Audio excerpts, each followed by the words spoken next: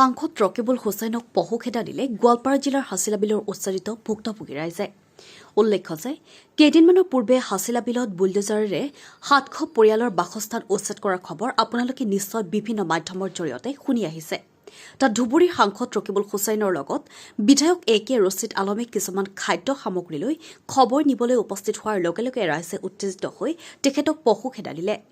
Rakibul Hussain go back, Rakibul Hussain মুৰ্দাবাদ, A.K. Rashid Alam মুৰ্দাবাদ আদি বিভিন্ন শ্লোগানেৰে পৰিৱেশ উত্তাল কৰি তোলে। ডলাক ভোটত জয় হৈ সাংসদ নিৰ্বাচিত হোৱাৰ পিছতেও নিজ সমষ্টিত উচ্ছেদিতৰ কাষত পলমকৈ উপস্থিত হোৱাত ক্ষোভিত হৈ উত্তেজিত হোৱা পৰিলক্ষিত হয়। উচ্ছেদস্থলীত এক হাহাকাৰময় পৰিৱেশ বিৰাজ কৰিছে।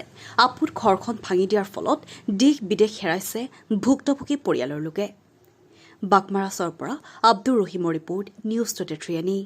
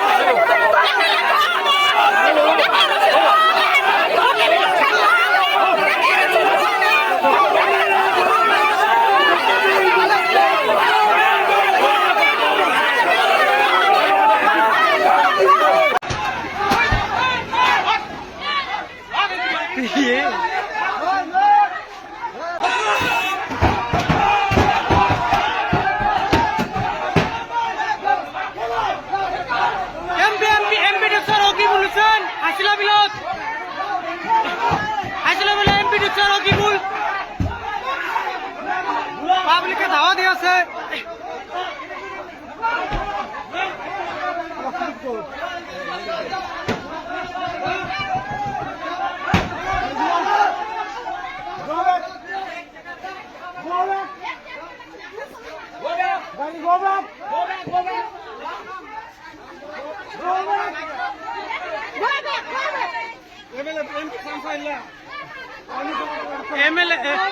MLA और MP से के रशीद और रकीबुल हुसैन